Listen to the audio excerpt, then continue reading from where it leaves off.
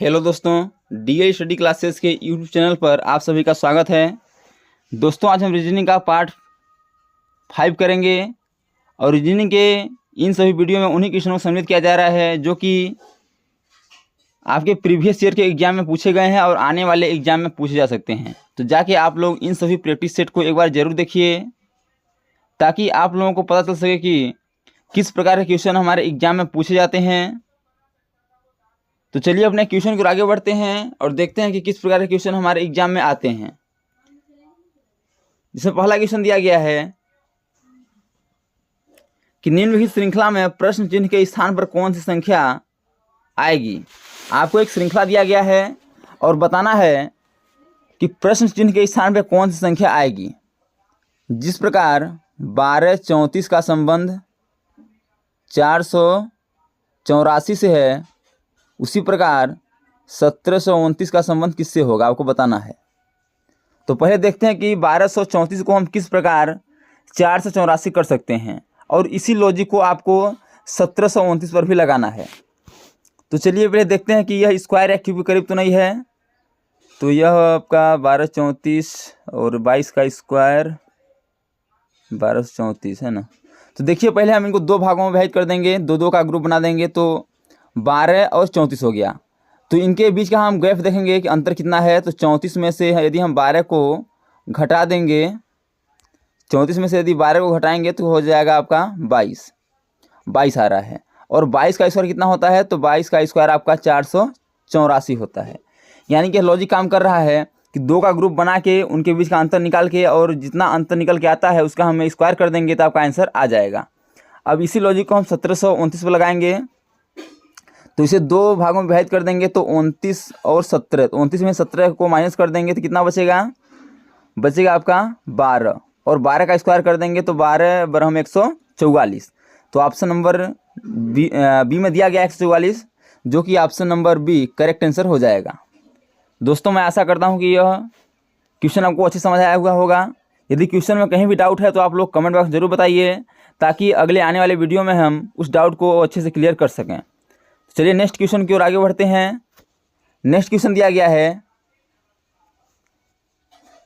कि एक कुट भाषा में FAN को FUAZNM लिखा जाता है तो DEAD को क्या लिखा जाएगा। बताना है कि FAN को लिखा जाता है आपका FUAZNM लिखा जाता है। तो बताना है कि DEAD को क्या लिखा जाएगा। तो देखते हैं कि इसमें लॉजिक क्या लग रहा है। तो F आपका आता है 6 पे और E आता है 1 पे, N आता है आपका 14 पे, यानी कि 3 अक्षर हैं और 3 से 2 4 6 बना है। तो देखिए 3 से 6 बन गया है, यानी कि FAN से FUAZNM बन गया है। तो हम देखते हैं कि इसमें विपरीत शब्द दिया गया है, यानी कि F का विपरीत क्या होता है, तो F का विपरीत होता है U, यानी कि जो विपरीत शब्द है F का जो विपरीत है उसको भी लिखा गया है और A का भी विपरीत लिखा गया है और N का भी विपरीत लिखा गया है। तो आप लोगों को अपोजिट शब्द देखना है। तो F का अपोजिट हो जाएगा U, तो U आपका दिया गया है। A का अपोजिट होगा आपका Z, तो Z भी दिया गया है और N का अपोजिट होगा M और M भी दिया गया है। अब इसी प्रकार हम D का अपोजिट क्या होगा, तो पहले D लिखेंगे और इसका अपोजिट क्या होता है, तो D का अपोजिट W होता है, तो W भी लिख देंगे। इसी प्रकार E दिया गया है तो E भी लिखेंगे और E का अपोजिट आपका V होता है तो V भी लिख देंगे। इसी प्रकार A दिया है तो A लिख देंगे और A का अपोजिट क्या होता है, Z होता है तो Z लिख देंगे। और D का अपोजिट क्या होता है, तो D का अपोजिट W होता है। अब देखिए 4 से आपका 8 बन गया, 2 4 6 8, यानी कि संख्या को लिख के फिर उसका अपोजिट भी साथ में लिखना है। तो DWEVAZDW आपका किस ऑप्शन में है, तो ऑप्शन नंबर आपका यह ए में दिया गया है, इसलिए इसका option number A correct answer हो जाएगा। अगला दिया गया है कि दी गई श्रृंखला श्रेणी में प्रश्नवाचक चिन्ह के स्थान पर कौन सी संख्या आएगी। आपको एक श्रृंखला श्रेणी दिया गया है और बताना है कि प्रश्नवाचक चिन्ह के स्थान पर कौन सी संख्या आएगी। चार ऑप्शन में से बताना है। क्या क्या आपका श्रेणी दिया गया है, 89, 34, 67, 45, 23 और आगे क्वेश्चन मार्क दिया गया है और बताना है कि इस क्वेश्चन मार्क की जगह पे कौन सी संख्या आएगी। तो पहले इनके बीच का अंतर देखते हैं। तो पहले क्या हुआ है, 89 में 34 हुआ है यानी माइनस हुआ है, माइनस हो गया। फिर 34 से 67 हुआ यानी प्लस हो गया। फिर 67 से 45 हुआ फिर माइनस हुआ है, और 45 से 23 हुआ है यानी कि फिर माइनस हुआ है। यानी इसका कोई क्रम नहीं चल रहा है, कभी प्लस कभी माइनस, कभी प्लस कभी माइनस, तो कभी माइनस माइनस हुआ रहा है, यानी यह क्रम से नहीं चल रहा है। तो यह लॉजिक आपका नहीं लगेगा। और दूसरा लॉजिक देखते हैं कि यह संख्या स्क्वायर या क्यूब के करीब तो नहीं है। तो 9 9 81 से का 36, तो कभी स्क्वायर या क्यूब के करीब चलते हैं तो 9 का स्क्वायर 81 हो जाएगा और 6 का स्क्वायर 36। तो यहाँ प्लस हुआ है, यहाँ माइनस हुआ है। फिर आपका हो जाएगा 8 × 64, यहाँ आपका प्लस हुआ है, और 7 से 49 यहाँ माइनस हुआ है। यानी इसमें कोई क्रम नहीं चल रहा है। इनके बीच का अंतर निकालेंगे तो अंतर आपका कभी अधिक कभी कम आएगा। ये लॉजिक आपका काम नहीं करेगा। अब दूसरे लॉजिक की ओर आगे बढ़ते हैं और देखते हैं कि दूसरा लॉजिक काम कर रहा है या नहीं कर रहा है। अब देखिए, अब लॉजिक लगाते हैं कि 8 और 9 के बीच का अंतर क्या है। तो 8 और 9 के बीच का अंतर क्या है, तो 1 है। इसी प्रकार 3 और 4 के बीच का अंतर क्या है, 3 और 4 के बीच का भी अंतर क्या है, तो इनके बीच का अंतर 1 है। इसी प्रकार 6 और 7 के बीच का अंतर 1 है, 4 और 5 के बीच का अंतर 1 है, और 2 और 3 के बीच का अंतर 1 है। यानी कि इन्हें दो संख्याओं को आपस में घटा देंगे तो इनके बीच का अंतर क्या आ रहा है, तो उनके बीच का अंतर 1 आ रहा है। अब इसी लॉजिक को हम इस ऑप्शन में लगाएंगे। तो 3 और 5 तो इनके बीच का अंतर 2 आ जाएगा, तो यह आपका गलत हो जाएगा। 7 और 9 तो इनके बीच का अंतर 2 आ रहा है, भी गलत हो गया। 1 और 2, हाँ बिल्कुल, 1 और 2 इनके बीच का अंतर क्या आएगा, तो 1 आएगा। यानी कि यही आपका option number C correct answer हो जाएगा 12, क्योंकि इनके बीच का अंतर कितना आ रहा है, तो 1 आ रहा है। यदि बात करें डी की, तो 9 और 7 के बीच का अंतर 2 होता है, तो यह भी आपका नहीं होगा। तो option number C correct answer हो जाएगा कि इनके बीच का अंतर कितना होगा, 1 होगा। अगला दिया गया है कि दिए गए विकल्प में से उस विकल्प का चयन कीजिए जो अन्य 3 विकल्प से भिन्न है।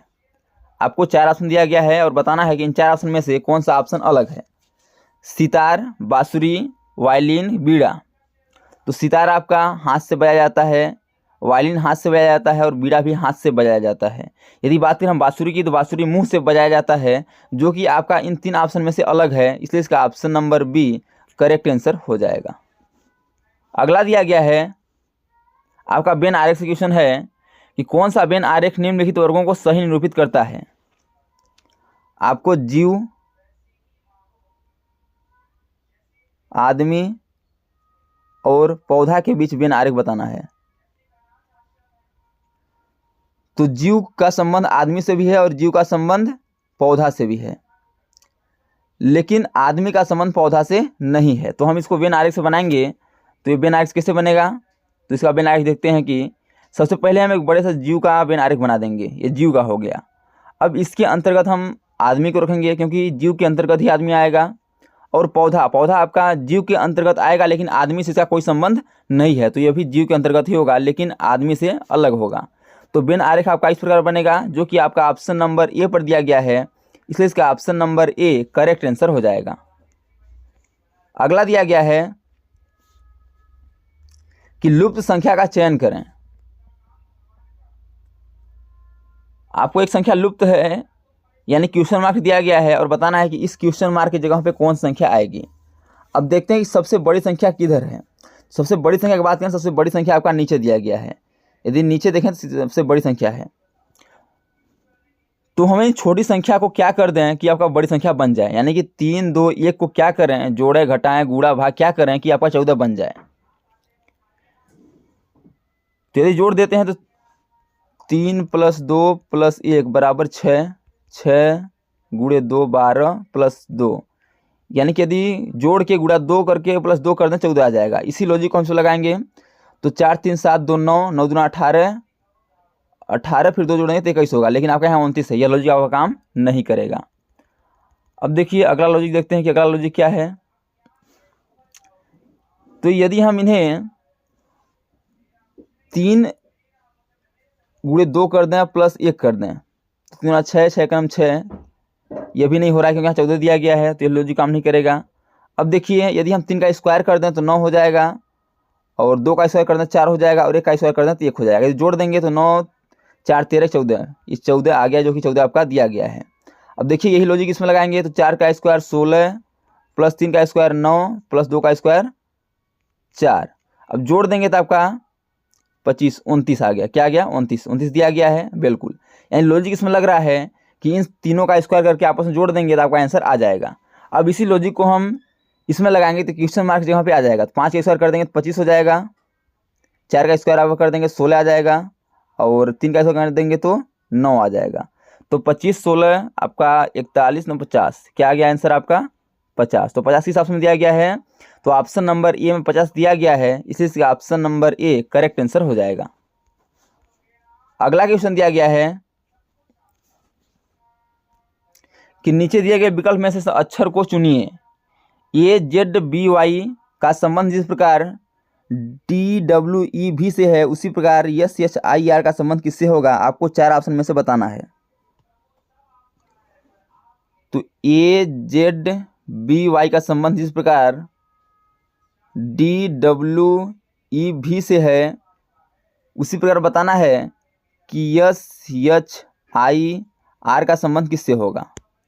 अब देखिए इनके बीच के हम यदि अंतर देखते हैं तो ए से डी हुआ है, ए से डी हुआ है, यानी कि ए आता है आपका 1 पे, डी आता है आपका 4 पे, यानी प्लस का 3 हुआ है, प्लस का 3 हुआ है। इसी प्रकार देखते हैं कि जेड से डब्लू हुआ है, जेड से क्या हुआ है? तो जेड से डब्लू हुआ है, यानी माइनस का 3 हुआ है। जेड आपका 26 पे आता है, डब्लू आपका 23 पे आता है। इसी प्रकार देखते हैं कि बी से ई हुआ है, तो बी आता है 2 पे, ई आता है 5 पे, यानी यहाँ क्या हुआ है? तो यहाँ भी आपका प्लस का 3 हुआ है। अब देखिए फिर आपका वाई से भी हुआ है, वाई से भी हुआ है, यानी माइनस का 3 हुआ है। यानी लॉजिक लग रहा है प्लस का 3 माइनस का 3 प्लस का 3 माइनस का 3। अब इसी लॉजिक को हम लगाएंगे SHIR पर। तो चलिए इसी लॉजिक को SHIR पर रखेंगे तो हमारा आंसर आ जाएगा। यस आता है आपका किस पे? 19 पे आता है, एच आपका आएगा 8 पे, 9, और आर आता है 18 पे। तो पहले प्लस 3 करेंगे तो 19 में प्लस 3 कर देंगे तो 22 हो जाएगा, तो 22 में आता है आपका भी। इसी प्रकार फिर माइनस 3 करेंगे तो 8 में माइनस 3 कर देंगे तो 5 आ जाएगा, 5 में आता है आपका ई। फिर प्लस 3 करेंगे तो 9 में प्लस 3 करेंगे तो 12 हो जाएगा, 12 में आता है आपका यल। फिर माइनस 3 करेंगे तो 18 में माइनस 3 करेंगे तो 15 होगा, 15 में आता है ओ। तो VELO आपका किस ऑप्शन में दिया गया है? तो ऑप्शन नंबर डी में दिया गया है, इसलिए इसका option number D correct answer हो जाएगा। दोस्तों इस प्रकार क्वेश्चन आपको करने के लिए ए से जेड तक इनका नंबर याद होना चाहिए, और ए से जेड का अपोजिट भी याद होना चाहिए, तभी आप इस प्रकार क्वेश्चन को हल कर सकते हैं। अगला दिया गया है कि यदि मार्च को 50 और जून को 32 तो अगस्त को क्या लिखा जाएगा? बताना है कि मार्च को MARCH को क्या लिखा गया है? 50 लिखा गया है, और जून JUNE को क्या लिखा गया है? तो इसको लिखा गया है 32। इसी प्रकार बताना है कि AUGUST को क्या लिखा जाएगा। अब देखिए कि मार्च को क्या करें कि 50 बन जाए, तो पहले नंबरिंग करेंगे, तो देखते हैं नंबरिंग से आंसर आता है कि नहीं आता है। तो 13 हो गया आपका, यहाँ पे 13 हो गया, 1 18 3 और 8, तो 13 14 18 32 32 40 43 आ रहा है, यानी 50 नहीं आ रहा है। यदि नंबरिंग करेंगे तो आंसर नहीं आ रहा है। चलिए नंबरिंग नहीं करते हैं, दूसरा लॉजिक लगाते हैं। तो यदि इन्हें हम काउंटिंग करते हैं तो MARCH यानी कि 2 4 5 है, 5 है तो 5 का हम वर्ग कर देंगे, स्क्वायर कर देंगे, क्या होगा? 25 हो जाएगा, और 25 गुणे 2 करेंगे तो 50 आ जा रहा है। यानी कि जितना आपका दिया गया है अक्षर उसको हम जोड़ के उनका वर्ग कर देंगे और 2 का गुणा करेंगे तो आंसर आ जाएगा। इसी प्रकार देखिए जून में लग रहा है कि नहीं लग रहा है, तो जून में 4 है, 4 का स्क्वायर क्या हो जाएगा? तो 4 का स्क्वायर हो जाएगा आपका 16, और 16 गुणे 2 यानी 32, जो कि 32 आपका दिया गया है, यानी लॉजिक यह लग रहा है। तो अगस्त में इस लॉजिक को लगाएंगे तो अगस्त में 2 4 6 दिया गया है, तो 6 का स्क्वायर कर देंगे तो 6 का स्क्वायर क्या हो जाएगा आपका, 6 का स्क्वायर हो जाएगा 36 और गुणे 2 कर देंगे तो बराबर क्या हो जाएगा 36 दूना के 72। यानी कि इसमें लॉजिक लग रहा है कि जितना अक्षर दिया गया है उसको आपस में जोड़ के उसका वर्ग कर देंगे और फिर 2 का उससे गुणा कर देंगे तो आपका आंसर आ जाएगा। तो आपका 72 किस ऑप्शन में दिया गया है, तो ऑप्शन नंबर आपका सी में दिया गया है, इसे इसका option number C correct answer correct answer हो जाएगा। दोस्तों मैं आशा करता हूँ कि यह क्वेश्चन आपको अच्छे समझ आया हुआ होगा। यदि क्वेश्चन में कहीं भी डाउट है तो आप लोग कमेंट बॉक्स में जरूर बताइए। अगला क्वेश्चन दिया गया है, यह क्वेश्चन आपका ब्लड रिलेशन से है, तो देखते हैं कि इसका करेक्ट आंसर क्या हो जाएगा। क्वेश्चन दिया गया है मेरे लिए, यानी इस क्वेश्चन को स्वयं अपने पर रख के क्वेश्चन को हल करेंगे तो इसका आंसर जल्दी आएगा। मेरे लिए यानी कि ये हो गए हम, मेरे लिए मेरे पिता, यानी कि मेरे पिता यानी ऊपर हो जाएंगे, मेरे पिता यानी ऊपर हो गए हमारे से एक पीढ़ी की पत्नी, पिता की पत्नी, ये हो गई पिता की पत्नी यानी हमारी मम्मी के ससुर, मम्मी की ससुर यानी पिता के पापा, पिता के पिता का इकलौता पुत्र, यानी कि पिता के पिता का इकलौता पुत्र हमारे पिताजी होंगे, का पुत्र कौन है, यानी कि इस क्वेश्चन को आप समझिएगा अच्छे से। मेरे लिए यानी ये हम हो गए, मेरे लिए मेरे पिता यानी ये हो गए मेरे पिता एक पीढ़ी ऊपर हो गए, की पत्नी के ससुर यानी कि मेरी मम्मी के ससुर यानी कि मेरे पापा के पिताजी यानी एक पीढ़ी ऊपर हो गए, का इकलौता पुत्र यानी इनका इकलौता पुत्र जो हैं ये हमारे पिताजी हो गए। हमारे कौन लगेंगे, तो ये हमारे पिताजी ही लगेंगे क्योंकि इकलौता पुत्र हैं तो चाचा होंगे नहीं, मेरे पिताजी ही होंगे, जो कि आपका ऑप्शन नंबर सी पर दिया गया है, इसे इसका option number C correct answer हो जाएगा। यदि क्वेश्चन में भी डाउट हो रहा है दोबारा क्वेश्चन को समझाते हैं। देखिए क्वेश्चन में कह रहा है कि मेरे लिए यानी ये हो गए हम, ये स्वयं के लिए दर्शा रहा है यानी कि ये हम हो गए, ठीक है। मेरे लिए मेरे पिता यानी कि एक पीढ़ी ऊपर हो गया, मेरे पिता की पत्नी, मेरे पिता की पत्नी यानी मेरी मम्मी के ससुर यानी कि हमारी मम्मी के ससुर यानी हमारे पिता के पिता हो गए यानी मेरे दादाजी हो गए, के ससुर का इकलौता पुत्र कौन है, तो इकलौता जो पुत्र हैं हमारे दादा के यहाँ, इकलौता जो पुत्र हैं हमारे पिताजी ही लगेंगे, तो option number C correct answer हो जाएगा। दोस्तों मैं आशा ही नहीं पूर्ण विश्वास करता हूँ कि यह क्वेश्चन आपको अच्छे समझ आया हुआ होगा, और क्वेश्चन में कहीं भी डाउट है तो आप लोग कमेंट बॉक्स में ज़रूर बताइए ताकि हम उस डाउट को अगले आने वाले वीडियो में क्लियर कर सकें। तो दोस्तों इसी प्रकार के क्वेश्चनों को पाने के लिए हमारे YouTube चैनल को लाइक शेयर सब्सक्राइब कर बेल आइकन को प्रेस करना ना भूलिएगा, ताकि जब भी नई वीडियो अपलोड हो सबसे पहले नोटिफिकेशन आप तक पहुँचे।